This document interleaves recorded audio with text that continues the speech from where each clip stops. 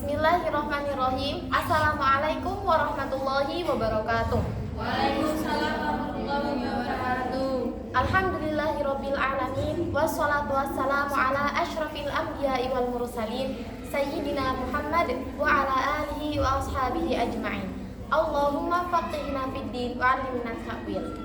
Selamat sore semuanya. Kembali lagi bersama saya Asyika Mada Robbani dalam program Besti, Belajar Islam dengan Teliti.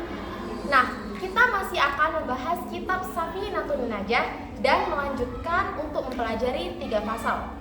Yang pertama adalah pasal mengenai sebab-sebab sujud sahwi.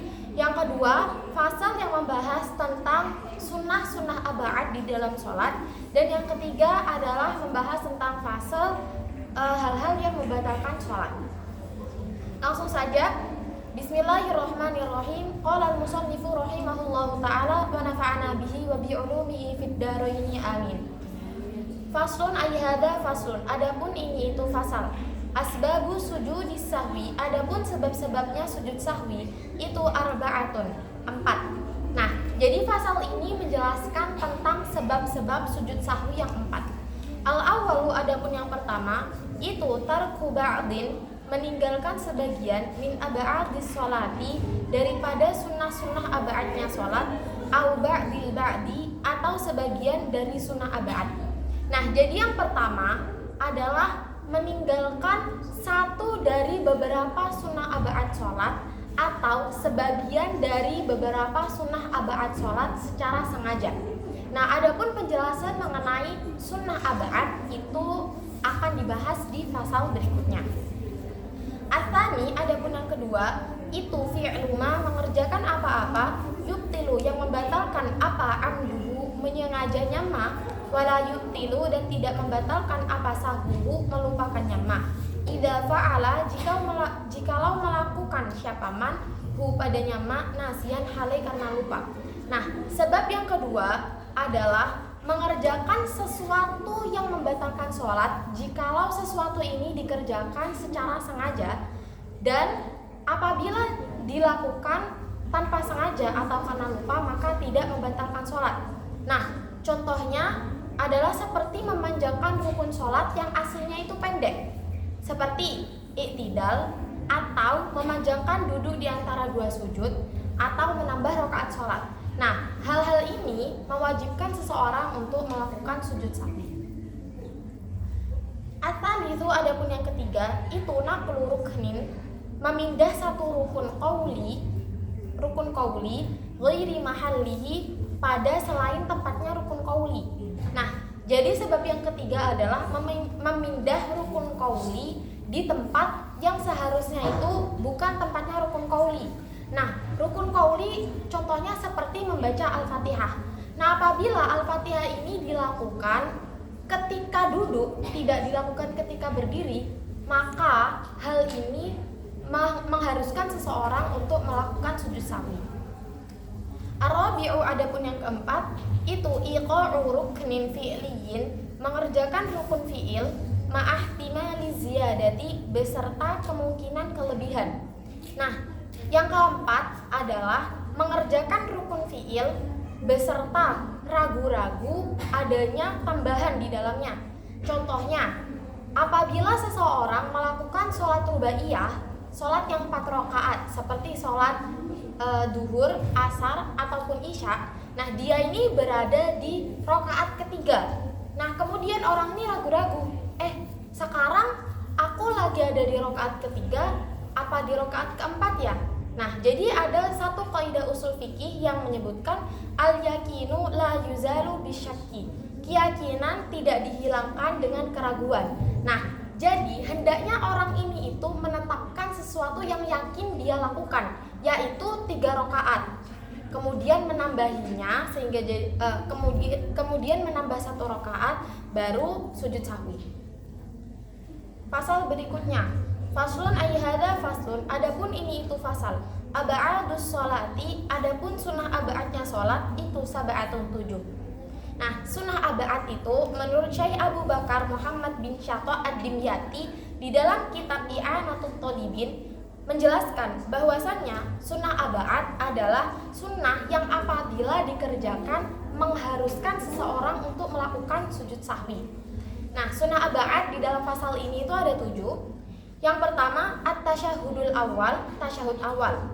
Yang kedua, waqu'uduhu, dan duduk tasyahud awal. Yang ketiga, wassalatu ala nabi sallallahu alaihi wasallam, dan bersolawat kepada Nabi sallallahu alaihi wasallam fihi, di dalamnya duduk tasyahud awal.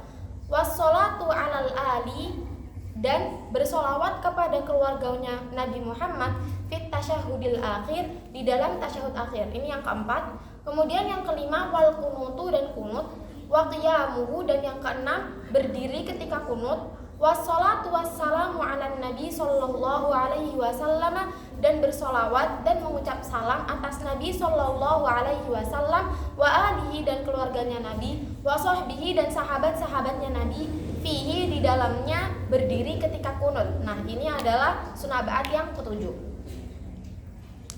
Lanjut pasal terakhir, faslun ayyada faslun.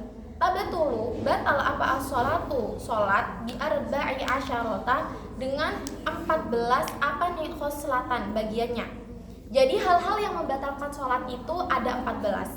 Yang pertama, bil hadathi, karena hadas, baik itu hadas kecil atau hadas besar. Contohnya seperti kentut, BAK atau BAB. Lebih wuqu'in najasati, dan terjadinya najis, ilam tulko, jikalau tidak dihilangkan apa najis, halan seketika, min ghairi hamlin, tanpa dipegang. Nah, yang kedua adalah dengan terjadinya najis atau adanya najis, baik itu di badan, di pakaian, atau di tempat sholat, yang jika hadis ini itu hadis yang dima'fu atau dimaafkan. Contohnya seperti ketika orang di sholat, dia kemudian kejatuhan kotoran tikus. Nah, kemudian kotoran tikusnya itu bisa dihilangkan dengan cara diselentik tuh. Nah, kalau misalkan orang ini sadar ada kotoran tikus namun dibiarkan, maka sholatnya batal. Namun apabila kotorannya ini dibuang, maka ya sholatnya sah. Namun berbeda dengan najis yang dia itu tidak dimakfu. Contohnya seperti ketika orang sholat kemudian terkenai kotorannya burung. Nah, maka orang ini sholatnya ya batal. Kalau mau sholat lagi ya harus mensucikan benda-benda yang terkena najis, baru kemudian sholat. Nah, yang ketiga, wa inkisyaful aurati, dan terbukanya aurat, illam tustar, jikalau tidak ditutup apa aurat, halan seketika. Nah, yang ketiga, apabila ketika orang ini sholat auratnya terbuka namun dia tidak langsung menutupinya, maka sholatnya batal. Adapun jikalau aurat ini terbukanya karena angin, maka sholatnya ini tidak batal. Dan yang keempat, wanutqi, dan berbicara biharfaini, dengan 2 huruf, au harfin, atau 1 huruf, mufhimin, yang difahami, amdan, secara sengaja.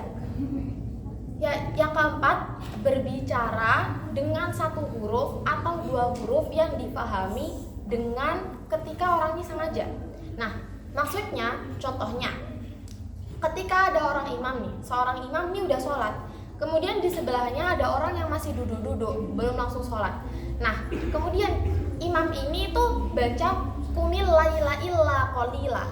Nah, di lafadz kum yang artinya berdiri, imam ini tuh mentaukidi, mengkeraskan lafadz kum sebagai isyarah buat orang-orang di sebelahnya itu segera berdiri untuk melakukan sholat. Nah, apabila imam ini emang sengaja bilang kum untuk menyuruh orang-orang sekitarnya itu berdiri, dan orang-orang sekitarnya itu paham terhadap isyarah imam tadi, maka sholat imam ini batal. Yang kelima, wabil muftiri, dan dengan berbuka makan amdan hale sengaja. Nah, ini bagi orang yang berpuasa, ketika makan waktu sholat ya batal sholatnya. Yang keenam, wal aklu, dan makan al kathiri, wal akli, dan makan al kathiri, yang banyak, nasian hale, karena lupa. Nah, yang keenam, ketika orang ini sholat dia makan terus makannya tuh banyak, walaupun dia makannya karena dia lupa, ya tetap batal sholatnya. Basalah harokatin, dan melakukan 3 gerakan mutawaliyatin yang berkesinambungan, walau sahwan, walaupun dalam keadaan lupa. Nah, Yang ketujuh adalah melakukan gerakan yang berkesinambungan, 3 gerakan yang berkesinambungan walaupun dalam keadaan lupa. Nah, maksudnya di sini adalah gerakan-gerakan selain gerakan sholat. Wal wasbati, dan melompat al-fahisyati, yang buruk. Nah, perkara yang membatalkan sholat yang ke-8 adalah melompat ketika sholat. Wal dorbati, dan yang ke-9 itu memukul al-mufridoti, yang menyakitkan. Jadi ketika orang ini sholat, kemudian dia itu memukul seseorang, nah kemudian orang ini merasakan sakit karena pukulannya, maka orang yang sholat ini batal sholatnya. Wa ziyadati ruknin fi'liyin, dan menambahi rukun fi'il amdan halih secara sengaja. Nah, yang ke-10 adalah menambahi rukun fi'il secara sengaja.